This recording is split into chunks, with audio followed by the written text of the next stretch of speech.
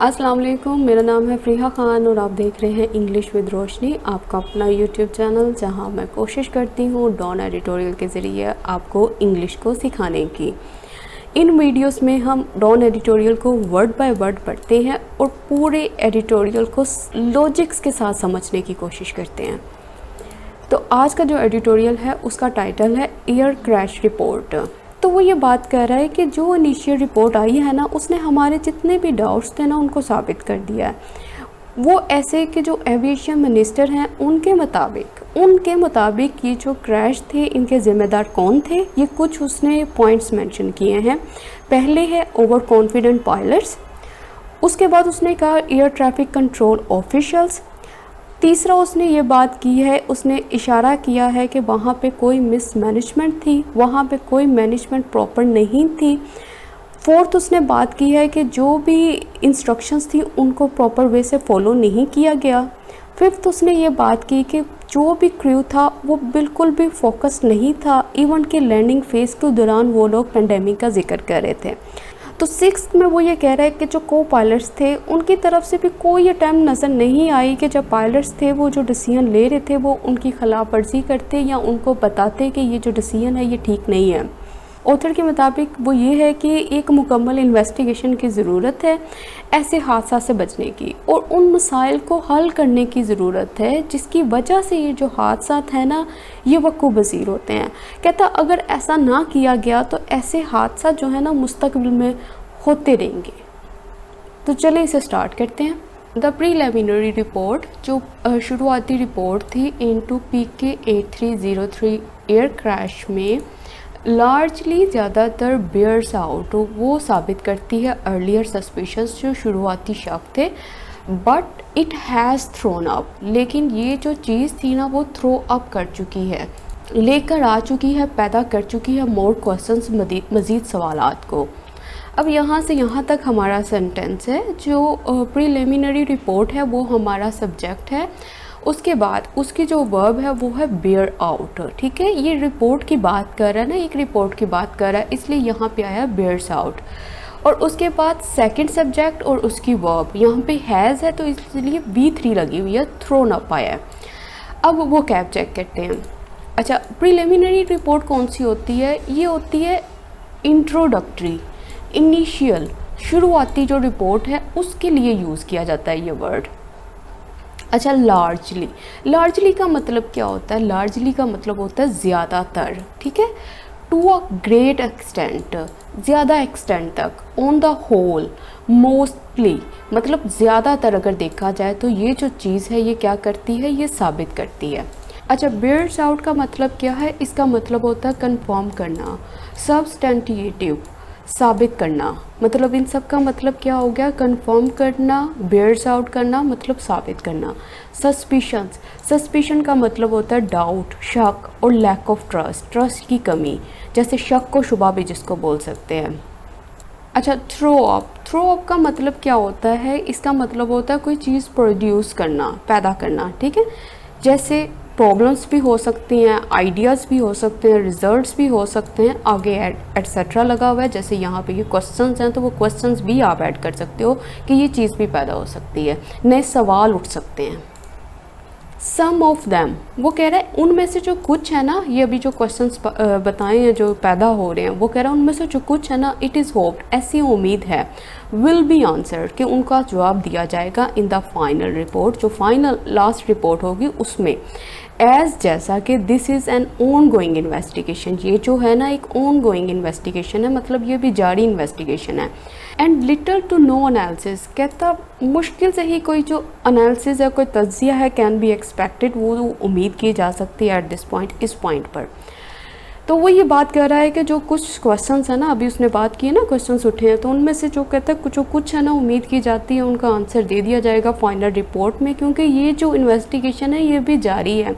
और कहता है हार्डली, मुश्किल से ही कोई एनालिसिस जो है ना एक्सपेक्ट किया जाता है एट दिस पॉइंट, इस पॉइंट पर भी कुछ कहा जा सकता है।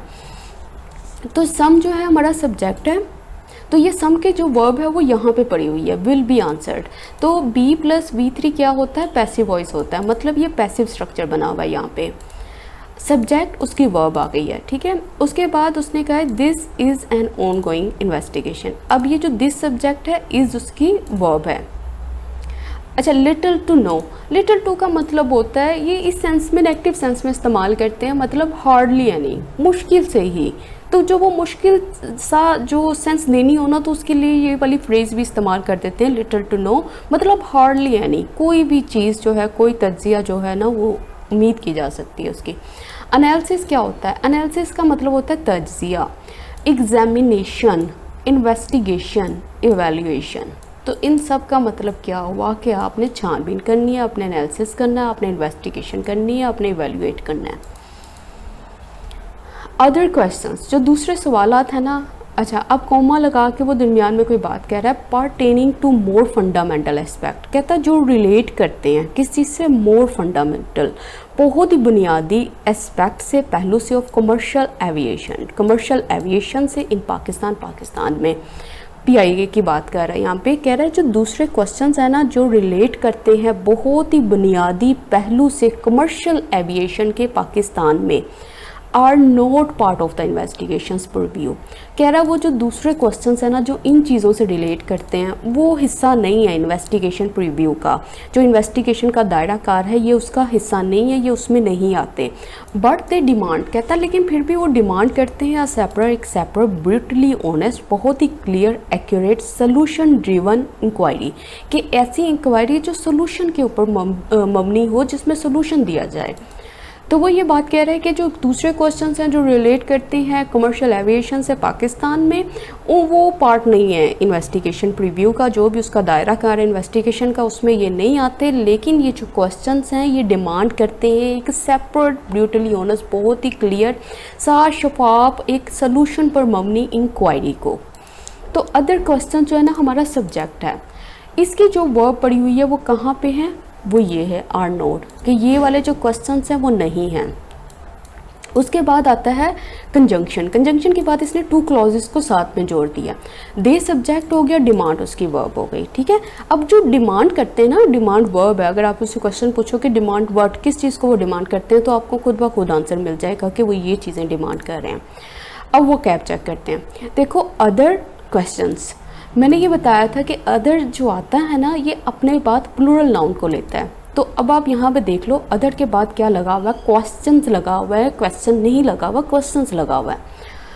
पर्टेनिंग टू का मतलब होता है टू रिलेट और टू और have a connection with something, कि किसी चीज़ से रिलेट करना और या किसी चीज़ के साथ ताल्लुक़ रखना, तो उसको कहते हैं पर्टेन टू। फंडामेंटल का मतलब होता है अहम, बुनियादी, उर्दू में, ठीक है। इंग्लिश में देखो तो इसका मतलब है बेसिक, एलिमेंट्री, जो बुनियादी चीज़ें हैं। एस्पेक्ट्स का मतलब क्या होता है? इसका मतलब होता है पहलू, फैसेट्स भी बोलते हैं जिसको, मतलब इसका मतलब भी पहलू है, मतलब एस्पेक्ट्स को बताता है। अच्छा, परव्यू का मतलब क्या होता है? दायरे, स्कोप, रिस्पॉन्सिबिलिटी, कंपास, एक्सटेंड, मतलब इन सब का मतलब क्या है कि ये जो कंपास है, ये जो इसका एक्सटेंड है, कि ये कहाँ तक जाती है, उसका जो दायरा है वो उसकी बात कर रहा है। उसके लिए आप इनमें से कुछ भी यूज़ कर सकते हो। ब्रूटली ऑनेस्ट का मतलब होता है क्लियर एंड एक्यूरेट, बिल्कुल साफ और बिल्कुल सही। सोल्यूशन ड्रिवन मतलब हल पर मबनी। हाइफनेटेड एडजेक्टिव बोलते हैं इसको, ये जो आता है ना, जिस तरह से ये नाउन से पहले लगता है, ये दरमियान में ये जो हाइफन लगा होता है, इसको कहते हैं हाइफनेटेड एडजेक्टिव्स, ठीक है। इनका प्लूरल नहीं बनता, ये बात याद रखिएगा। इनको सॉल्यूशंस नहीं कर सकते आप जब ये हाइफनेटेड एडजेक्टिव हो। तो PK 8303 was flying from Lahore to Karachi on May 22। कह रहा है जो PK 8303 था वो फ्लाई कर रहा था लाहौर से कराची के लिए मई 22 को। व्हेन इट क्रैश, जब ये क्रैश हुआ, तबाह हुआ, 1340 metre from the runway threshold. तो ये 1340 मीटर जो था ना, वो कहाँ से दूर था? वो रनवे थ्रेशोल्ड से था। इन इट्स सेकंड अटैम्प्ट, इसकी जो सेकंड अटैम्प्ट थी, कोशिश थी, एट लैंडिंग की। तो वो ये बात कर रहा है कि जो PK8303 था ना, वो फ्लाई कर रहा था लाहौर से कराची के लिए 22 मई को, जब ये क्रैश हुआ। और ये 1340 मीटर जो था ना, वो फ्रॉम अबव था रनवे थ्रेशोल्ड से, जो जब इसकी दूसरी अटैम्प्ट हो रही थी लैंड करने की। अच्छा, अब ये देखो सब्जेक्ट हो गया वॉज फ्लाइंग, इसकी वर्ब हो गया, इट सब्जेक्ट क्रैश उसकी वर्ब हो गई। ये आपको मैंने बताया था डे और डेट्स जहाँ भी आते हैं तो उनके लिए जो इस्तेमाल होता है वो ओन इस्तेमाल होता है। अच्छा, थ्रेशोल्ड, थ्रेशोल्ड का मतलब क्या होता है? द बिगनिंग, जिसको दहलीज भी बोलते हैं ना, the beginning of an airport runway on which an aircraft is attempting to land, जहाँ पे वो कोशिश करता है लैंड करने की, वो जो चीज़ होती है वो थ्रेशोल्ड होती है। The first one had seen, कहता है जो फर्स्ट वन थी ना, ये सेकंड अटेम्प्ट की बात की है ना यहाँ पे, अब फर्स्ट वन की बात कर रहा है, कह रहा है हैड सीन, उसको देखा गया, इट कम इन, इसको आते हुए, with its landing gear retracted, इसके जो लैंडिंग गियर थे वो रिट्रैक्टेड थे, मतलब वो खुले नहीं थे। Engines furiously scraping the tarmac, जो इंजन्स थे वो रगड़ खा रहे थे बहुत शिद्दत के साथ, किसके साथ? वो जो टारमैक होता है जहाँ पे वो लैंड करते हैं उस जगह पे, एंड स्पार्क्स फ्लाइंग, और जो चिंगारियाँ थी वो उड़ रही थी। तो वो ये बात कह रहा है कि जो पहली जो चीज़ थी ना, पहली अटैम्प्ट थी, वो देखी थी, किस तरह से देखी थी? इसको आते हुए देखी थी। ये लैंडिंग गियर जो थे वो रिट्रैक्टेड थे, वो पुल बैक थे, और जो इंजन्स थे वो बड़ी बुरी तरह से वो रगड़ खा रहे थे टारमैक के साथ, और जो चिंगारियाँ थी वो उड़ रही थी। अच्छा, द फर्स्ट वन सब्जेक्ट हो गया, हैड सीन उसकी वर्ब हो गई। अच्छा, रिट्रैक्टेड, री का मतलब मैंने बताया था ना फिर से, री जहाँ भी लगता है उसका मतलब जो उर्दू में होता है वो ये होता है फिर से। इसका मतलब होता है टू पुल समथिंग बैक और इन, किसी चीज़ को अंदर की तरफ खींच लेना, पुल बैक कर लेना, पुल इन कर लेना। फ्यूरियसली, फ्यूरियसली का मतलब होता है इन एन एक्सट्रीमली एनर्जेटिक और हरीड मैनर, इंटेंसली, बहुत शिद्दत से, ठीक है, बहुत एनर्जी थी उसके अंदर, बहुत तेज़ी के साथ, शिद्दत के साथ वो क्या कर रहा था? वो रगड़ खा रहा था। स्क्रैपिंग का मतलब क्या होता है? रगड़ खाना। अच्छा, टारमैक वो चीज़ होती है जिसके साथ वो जो रनवे होता है ना, जिस मटेरियल के साथ जो बना होता है, वो उसके लिए ये वर्ड इस्तेमाल होता है, टारमैक। द पायलट्स डिसीजन, कह रहा है जो पायलट्स का डिसीजन था ना, फैसला था, टू डू करने के लिए, गो राउंड, के हम एक चक्कर और लगा के आए, टर्न आउट, वो साबित हुआ, डिजास्टर्स, वो बहुत तबाहकुन साबित हुआ, because as per the report, report के मुताबिक, द इंजन शो एविडेंस, जो इंजन है ना वो शो करता है, वो दिखाता है सबूत को, किसके सबूत को? ऑफ हैविंग बीन डैमेज, कि वो डैमेज हो चुका था इन द बैली लैंडिंग के दौरान ही। तो वो ये बात कह रहा है जो पायलट्स का डिसीजन था ना कि हम एक चक्कर और लगा कर आते, कहता है ये साबित हुआ बहुत ही तबाहकुन, कहता रिपोर्ट के मुताबिक जो इंजन था ना वो शो कर रहा था एक सबूत को कि वो ऑलरेडी डैमेज हो चुका है बैली लैंडिंग में। अच्छा, पायलट्स डिसीजन, अब ये देखो, ये जो चीज़ नज़र आ रही है ना, अगर तो हमारे पास एक पायलट होता तो हमारी ये जो अपोस्ट्रोफी एस थी वो कैसे लगनी थी? वो ऐसे लगनी थी, ठीक है, एक पायलट की बात करते। अब हमारे पास पायलट ज़्यादा थे, 2 पायलट थे, तो हमने क्या किया? उसको पायलट्स कर दिया। तो उसके बाद जब ये पायलट्स बन चुका है ना, तो जब इसका पोसेसिव केस बनाना है तो इसके बाद अपोस्ट्रोफी के बाद यहाँ पे एस नहीं लगेगा। तो ये चीज़ आपने ख्याल रखनी है कि जो प्लूरल होता है उनका पोसेसिव केस थोड़ा डिफरेंट होता है सिंगुलर की निस्बत। अच्छा, गो अराउंड का मतलब होता है गो हेयर एंड देयर, कि एक चक्कर और लगाना, इधर से उधर जाना, तो उसके लिए यूज़ होता है गो अराउंड। टर्न आउट का मतलब होता है, ये मैं काफ़ी डिटेल से आपको मैंने किसी एडिटोरियल में बताया था पहले, कि एक एक्टिविटी जो टर्न आउट हो जाए, वो जो रिज़ल्ट इन हो जाए किसी एक ऐसी चीज़ में, उसका एक ऐसा रिज़ल्ट निकल आए जो हमने होप ना किया हो, जिसकी उम्मीद ना की गई हो। तो ये यहाँ पे इसका जो डिसीजन था वो टर्न आउट हो गया, बिल्कुल ही उलट गया, किस चीज़ के अंदर? वो इस फॉर्म में, तबाही की फॉर्म में। डिज़ास्टर्स का मतलब क्या होता है? कैटास्ट्रॉफिक, ट्रैजिक, मतलब तबाहकुन। एज पर का मतलब होता है according to, in accordance with, कि किस चीज़ के मुताबिक। आप ये भी कह सकते थे according to the report, in accordance with the report, तो आप इस तरह से भी इस्तेमाल कर सकते थे। अच्छा, ऑफ प्रेपोजिशन के बाद ये जो हैविंग बीन है ये क्या है? अगर ये जो ऑफ प्रपोजिशन के बाद या किसी प्रपोजिशन के बाद आपको जब हैविंग नज़र आता है तो इसका मतलब होता है ये परफेक्ट जेरेंट है, ठीक है। इसका मतलब होता है जो एक्शन है वो कंप्लीट हो चुका है पास्ट में। अब यहाँ पे क्या बना हुआ है, यहाँ पे इसका पैसिव वॉइस बना हुआ है। मतलब ये जो एक्शन था, ये जो इंजन है, उसको देखकर ये लगता है कि ये वाला जो एक्शन है ना, वो हमें ये दिखाता है कि ये एक्शन जो है ना डैमेज होने का, वो कंप्लीट हो चुका था। अच्छा, बेली लैंडिंग क्या होती है? बेली लैंडिंग ये एक टेक्निक होती है जब आपकी जब उसने ऊपर बात की है ना कि जो लैंडिंग गियर थे वो रिट्रैक्ट हो गए, तो उनके पास एक टेक्निक होती है लैंड करने की जिसको बेली लैंडिंग कहते हैं, कि किसी तरीके से सेफ वे से वो लैंड कर जाएं, तो ये बेली लैंडिंग होता है। द एयरक्राफ्ट अनएबल, कहता है जो एयरक्राफ्ट था ना, कौन सा एयरक्राफ्ट? अनएबल, जो काबिल नहीं था टू मेंटेन करने के लिए। किसको मेंटेन करने के लिए? द रिक्वायर्ड हाइट, जो रिक्वायर्ड हमें हाइट जो रिक्वायर्ड थी ना, उसको मेंटेन करने के लिए काबिल नहीं था। क्रैश मिनट्स लेटर, वो क्रैश हो गया। मिनट्स लेटर, चंद मिनट के बाद वो क्रैश हो गया in a nearby residential locality, जो भी पास का जो रिहायशी इलाका था उसके पास वो क्या हुआ, वो क्रैश हो गया। तो एयरक्राफ्ट हमारा सब्जेक्ट हो गया, क्रैश दूसरी वर्ब हो गई है। तो ये दरमियान में एक सिर्फ फ्रेज डाली हुई है जिसमें हमें इंफॉर्मेशन बता रहे हैं कि ये कौन सा एयरक्राफ्ट था, जिसको एडजेक्टिवियल फ्रेज भी आप बोल सकते हो। 97 पीपल ऑन बोर्ड, कहता है 97 पीपल जो थे ऑन बोर्ड थे, वो सवार थे। एंड लेटर, और बाद में 1 पर्सन ऑन द ग्राउंड, एक आदमी ऑन द ग्राउंड पर जो था, लॉस्ट देयर लाइव्स, उन्होंने अपनी जिंदगियां खो दी। 2 पैसेंजर्स मिरेकलेसली सर्वाइव्ड, कह रहा है जो 2 पैसेंजर्स थे वो मौजज़ाती तौर पर बच गए। अच्छा, अब देखो 97, अब देखो फिर यहाँ पे 90 आया, फिर ये हाइफन लगा हुआ है, फिर 7 है, मतलब ये हाइफनेटेड एडजेक्टिव है, ठीक है। हाइफनेटेड एडजेक्टिव है, वो बता रहा है कितने लोग थे, वो 97 लोग थे। अच्छा, ऑन बोर्ड का मतलब होता है ऑन अ शिप और प्लेन, ठीक है, इसके लिए इस्तेमाल करते हैं। इसका मतलब होता है सवार होना, जैसे ये लोग जो थे वो जहाज़ पे सवार थे। अच्छा, अब ये देखो 97 पीपल जो ऑन बोर्ड थे, और जो बाद में जो एक पर्सन था ग्राउंड पर, ये हमारा सब्जेक्ट है, ये उसकी वर्ब लगी हुई है। 2 पैसेंजर हमारा सब्जेक्ट हो गया, सर्वाइव उसकी वर्ब हो गई।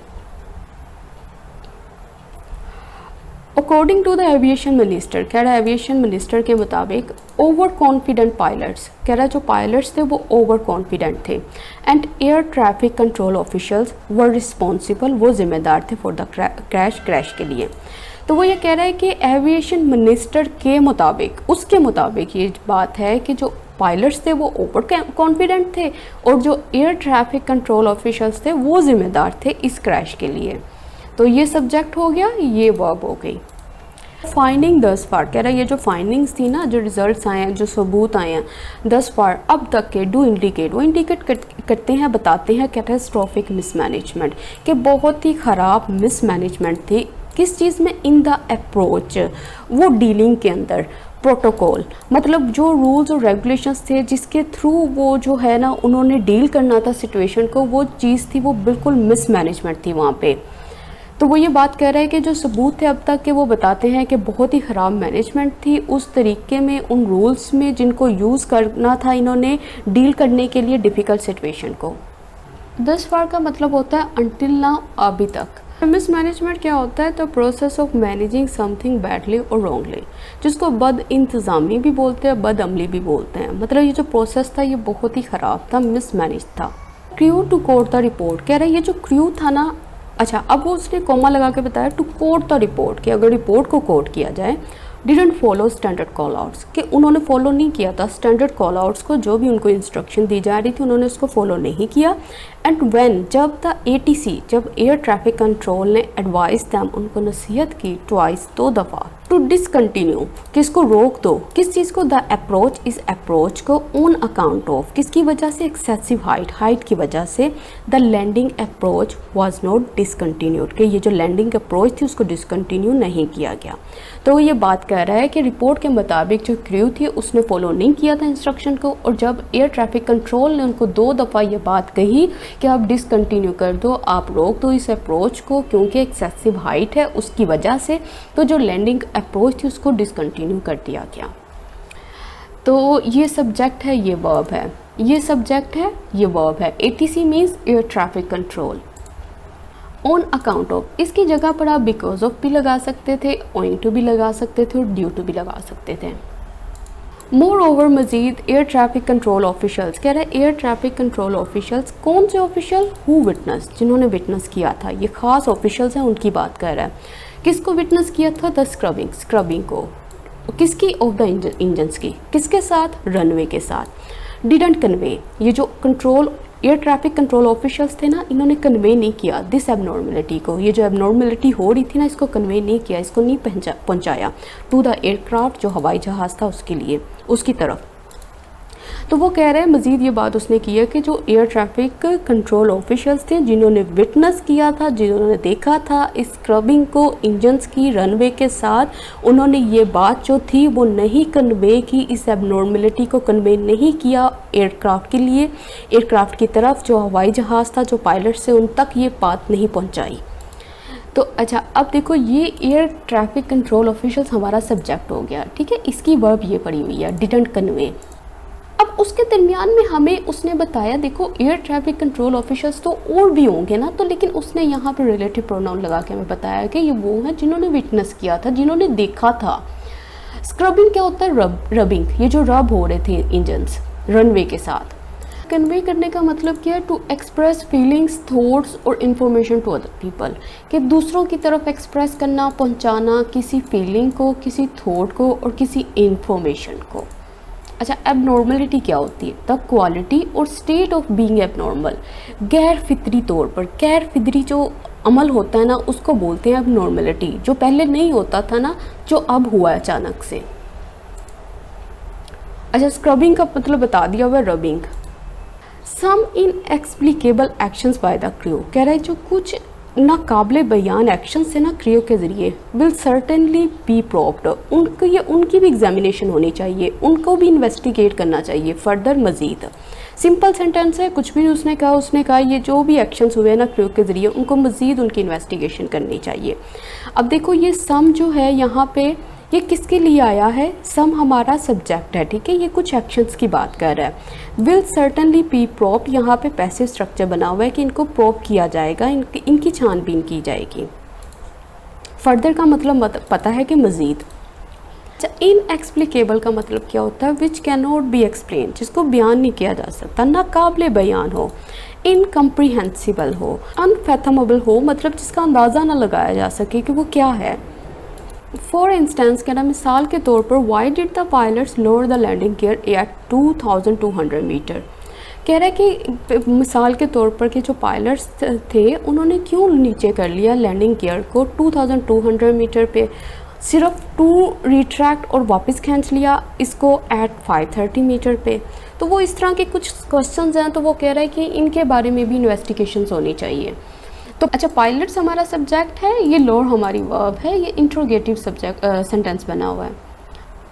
द क्रू में ऑल्सो हैव बिन डिस्ट्रैक्टेड, कहता हो सकता है जो क्रू है वो डिस्ट्रैक्ट हो गया हो, इंस्टेड हो बजाय किसके, फोकसिंग के, फोकस करता सिंगल माइंडेडली, कि सारी तवज्जो एक चीज़ पर लगाता, किसके ऊपर, on their approach to Karachi, वो जो नज़दीक आ रहे थे कराची के। अकॉर्डिंग टू द मिनिस्टर, कह रहा है मिनिस्टर के मुताबिक, दे वर डिस्कसिंग, वो डिस्कस कर रहे थे द पेंडेमिक, वबा को, even during the landing phase, यहाँ तक कि वो जो लैंडिंग फेज़ था उसके दौरान भी वो पेंडेमिक को डिस्कस कर रहे थे। तो कहने का मतलब ये है कि जो क्रू है वो कहता लगता है वो डिस्ट्रैक्ट हो गए थे, कि मतलब उनकी तवज्जो हट गई थी किस चीज़ से, बजाय इसके कि वो लोग पूरी तवज्जो के साथ इस चीज़ के ऊपर फोकस करते कि वो कराची के नज़दीक आ रहे हैं और ये जो प्रोसीजर है इस पे फोकस करते। रिपोर्ट के मिनिस्टर के मुताबिक वो लोग जो थे ना वो क्या कर रहे थे, वो पेंडेमिक को डिस्कस कर रहे थे लैंडिंग फेज़ के दौरान, और हो सकता है इस वजह से वो लोग वो डिस्ट्रैक्ट हो गए हों। तो द क्रू हमारा सब्जेक्ट है, may have also been distracted जो है ये इसकी वर्ब है। सिंगल माइंडेडली मतलब हैविंग वन ड्राइविंग पर्पस और रिजॉल्व, मुस्तकिल मिजाजी से, डिटर्मिन्ड, डेडिकेटेड, कि वो सारी की सारी अपनी तवज्जो जो है ना, वो जितने हैं वो सारी की सारी अपनी तवज्जो सिर्फ एक पर्पस की तरफ लगाते हैं, एक मकसद की तरफ लगाते हैं। अच्छा, अप्रोच टू, अब अगर किसी के लिए आप ये लिखो ना कि आप कोई लोकेशन मेंशन करो और आप लिखोगे अप्रोच टू, तो इसका मतलब होता है टू कम नियर, उसके नज़दीक आना, और नियरर टू समथिंग, या किसी चीज़ के नज़दीक तर नज़दीक आते जाना, तो उस चीज़ के लिए इस्तेमाल होता है अप्रोच टू। अच्छा, देयर सब्जेक्ट वर डिस्कसिंग, उसकी verb. Moreover, Mazid, the co-pilot, appears to have made no attempt to correct the captain or counter his decision in any way. अब वो कह रहे हैं मजीद द को पायलट, कह रहे जो को पायलट था अपेयर्स दिखाई देता है टू हैव मेड कि उसने नहीं की नो अटेम्प्ट कोई भी कोशिश टू करेक्ट करने के लिए द कैप्टन को और काउंटर और रोकने के लिए अपोज करने के लिए हिज डिसीजंस उसके जो फैसले थे इन एनी वे किसी भी तरह से। अब वो ये बात कर रहा है, कहता है कि मज़ीद ये कि जो को पायलट था उसको देखकर भी ऐसा लगता है कि उसने कोई कोशिश नहीं की थी कि वो करेक्ट कर सके कैप्टन को या अपोज कर सके, मुखालफत कर सके उसके फ़ैसले की किसी भी तरह से इन एनी वे।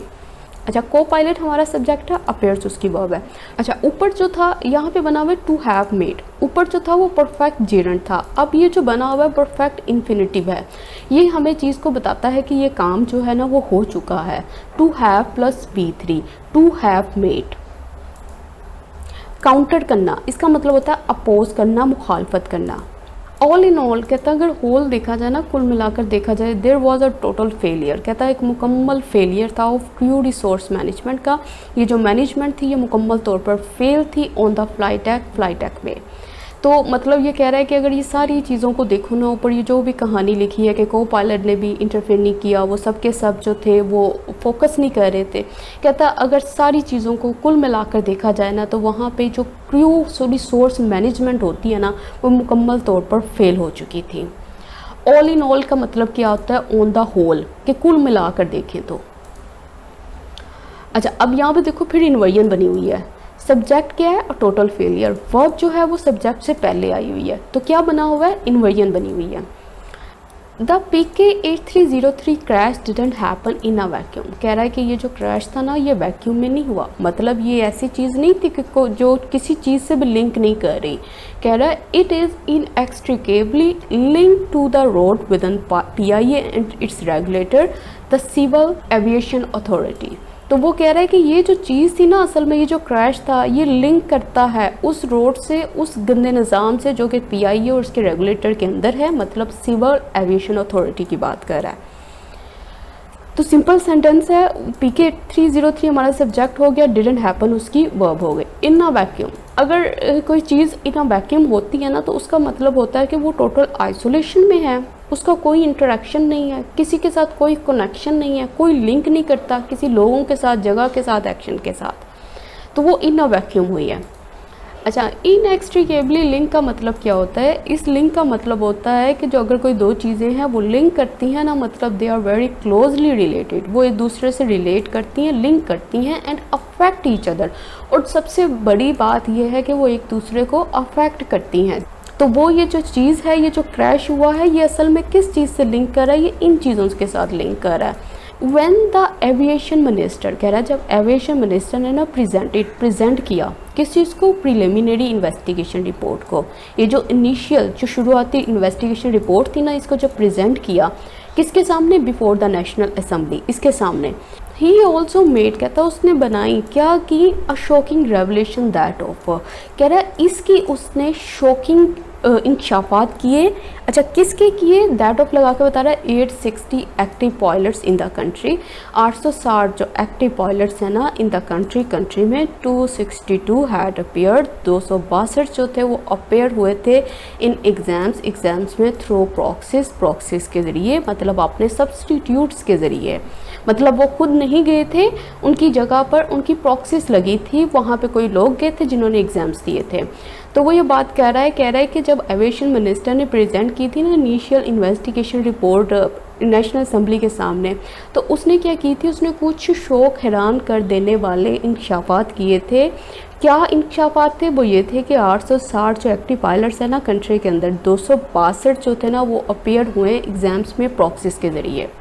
अच्छा, द एविएशन मिनिस्टर हमारा सब्जेक्ट है, प्रेजेंटेड उसकी वर्ब है। प्रीलिमिनरी का हमने ऊपर डिस्कस कर लिया था, इसका मतलब क्या होता है, ही सब्जेक्ट है, मेड उसकी वर्ब है। रेवलेशन इसका मतलब होता है उजागर करना उर्दू में, ठीक है। अब इंग्लिश में इसकी डेफिनेशन चेक करो, अ सरप्राइजिंग फैक्ट, हैरान कर देने वाली हकीकत, अबाउट समवन किसी के बारे में भी हो सकती है और समथिंग किसी चीज़ के बारे में भी हो सकती है, दैट वाज प्रीवियसली सीक्रेट जो पहले खुफिया रखी गई थी and is now made non और अब क्या किया गया, उसको पब्लिक कर लिया गया। इसके जो सिनोनिम्स हैं वो क्या हैं, डिस्क्लोजर, डिवल्जेंस, इन सब का मतलब ये है कि आप उजागर करना, आप नई चीज़ को बताना जो छुपी हुई हो पहले। सो फार अब तक ही सैड उसने कहा PIA हैज़ डिसाइडेड, कह रहा PIA जो है वो डिसाइड कर चुका है टू ग्राउंड वो रोक देगा 150 ऑफ इट्स पायलट, इसके जो 150 पायलट्स हैं ना फॉर प्रोसेस करने के लिए ड्यूपियस, वो जो ऐसी चीज़ जिस पर शक हो, डाउटफुल लाइसेंसेस जो कि इशू हुए थे किसके ज़रिए, CAA के ज़रिए, पाकिस्तान सिविल एविएशन अथॉरिटी के ज़रिए। तो वो ये बात कर रहा है कि अब तक जो वो कह रहा है कि जो PIA है ना उसने डिसाइड किया कि वो 150 जो अपने पायलट्स थे उनको रोक देगा। क्यों रोक देगा, वो आगे कंटिन्यू नहीं कर पाएंगे अपने करियर को, किस रीज़न से, क्योंकि उनके पास था ड्यूबियस लाइसेंस जो कि इशू किए गया था CAA के ज़रिए। अच्छा, अब ही सब्जेक्ट हो गया सेड उसकी वर्ब, PIA हमारा सब्जेक्ट, हैज़ डिसाइडेड उसकी वर्ब। ग्राउंड करने का मतलब क्या है, प्रोहिबिट, किसी को रोक देना, प्रिवेंट कर देना किसी पायलट को या किसी एयरक्राफ्ट को फ्रॉम फ्लाई करने से। ड्यूबियस, अच्छा इसका मतलब होता है मशकूक, ठीक है। जो इसके सिनोनिम्स हैं वो क्या है, doubtful, uncertain, unsure, in doubt, debatable, questionable. देखो जो चीज़ डिबेटेबल भी होती है ना तो वो भी मशकूक होती है, इसीलिए उसके ऊपर बहस चलती है। क्वेश्चनेबल, तो अगर कोई चीज़ मशकूक होगी तो उसके ऊपर सवाल पे सवाल उठेंगे ना, तो ये चीज़ें भी इस्तेमाल की जा सकती हैं। CAA मतलब Pakistan civil aviation authority, there must be a root and branch overhaul, कहता है वहाँ पे ना मुकम्मल तौर पर एक जायज़ा होना चाहिए, मुआयना होना चाहिए, किसका, बोथ ऑर्गेनाइजेशंस का एंड द प्रॉब्लम का। कौन सी problems, that bedevil them, जो उनको अपसेट किए हुए, जो परेशान किए हुए हैं, और एल्स वरना एन अदर ट्रेजिडी, कह रहा है दूसरी ट्रेजिडी लाइक दैट, उस जैसी, विच पीफेल जो कि वाक़या हुई थी PK 8303 पर, जो कि इसके ऊपर हैपन हुई थी, इज़ इनएविटेबल, वो जो ट्रेजिडी है वो फिर इनएविटेबल है, मतलब वो हतमी है, खुदा ना खास्ता। अच्छा, वो ये बात कर रहा है कि अगर, कहता है कि अब वो ये बात कर रहा है, कहता है कि एक मुकम्मल तौर पर ना जायज़ा लेना चाहिए ऑर्गेनाइजेशंस का और मसाइल का जो उनको अपसेट करते हैं, वरना क्या है, वो कहता है एक दूसरी ट्रेजिडी जो इस तरह की जो पहले हो चुकी है PK 8303 के साथ, तो वो वाली जो ट्रेजिडी है वो फिर इनको इनएविटेबल नज़र आती है, मतलब उनको हतमी नज़र आती है। अच्छा, अब देखो मस्ट भी क्या है, मॉडल वर्ब है, जैसे ये शुड होता है, मस्ट होता है, ought to होता है। अच्छा, यहाँ पे एक चीज़ मैंने बतानी थी, अक्सर हम लोगों ने मॉडल वर्ब्स देखे हैं सिर्फ इस तरह से, ठीक है, शुड हो गया, मस्ट हो गया, इनके बाद आपने कभी भी टू नहीं देखा। बस एक चीज़ को याद रखना है कि शुड मस्ट तो होता ही होता है, इनके बाद तो कुछ नहीं आता, लेकिन ओट जो है ना वो अपने बाद टू लेता है, ठीक है, ओट के बाद हमेशा टू आता है, शुड और मस्ट ऐसे ही आते हैं, और इनके साथ बेर इन्फिनेटिव आता है। अच्छा, अ रूट एंड ब्रांच, इसका मतलब होता है मुकम्मल तौर पर, कंप्लीटली, एंटायरली, होली। तो देखो आप कितना अच्छा फ्रेज़ है, आप इसकी जगह पर, कंप्लीटली की जगह पर, एंटायरली की जगह पर आप ये भी इस्तेमाल कर सकते हो।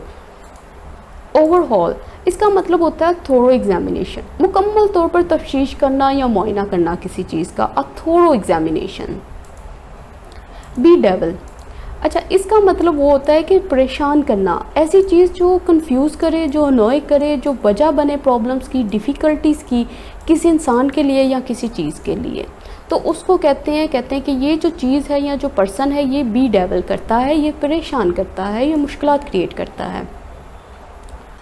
अच्छा, ये जो बी फैल है ना, तो इसकी जो सेकंड फॉर्म होती है, जो जिसकी फर्स्ट फॉर्म है वो बी फॉल होती है, ठीक है। इसका मतलब होता है वाक़या होना, टू हैपन और अकर, इनएविटेबल। ये वर्ड जो है ना हमने वोकैब में बहुत अच्छे तरीके से इसको क्लियर किया था। इसका मतलब होता है हतमी, अनअवॉइडेबल, इनएस्केपेबल, ऐसी चीज़ जिससे बचा ना जा सके, जो अनअवॉइडेबल हो, इनएस्केपेबल हो, जो होनी ही होनी है, तो उसको कहते हैं इनएविटेबल। अच्छा, आज का एडिटोरियल हो गया कंप्लीट। बहुत अच्छा एडिटोरियल लिखा हुआ था, बहुत अच्छे वर्ड्स, बहुत अच्छी वोकैब इस्तेमाल की गई थी, बहुत अच्छे स्ट्रक्चर इस्तेमाल हुए इसके अंदर। अच्छा, और मैंने पूरी कोशिश की है थोड़े थोड़े हिंट्स मेंशन करके कि किसी तरीके से आपको इनको समझने में ज़्यादा से ज़्यादा आसानी हो, और कोशिश करें कि इनके आप नोट्स बनाएं, इन वोकैब को इकट्ठा करें, और ये जितना आपने पढ़ा है इसको समराइज़ करने की कोशिश करो। इसको 2 या 3 लाइनों में ज़रूर बताओ कि आपने क्या रीड किया, ताकि पता चले कि आपने जो रीड किया उसकी आपको समझ भी आई है कि नहीं। इससे आपकी राइटिंग स्किल्स बहुत अच्छी होंगी। फीडबैक देना मत भूलिएगा। इसके साथ ही मुझे इजाज़त दें। अल्लाह हाफ़िज़।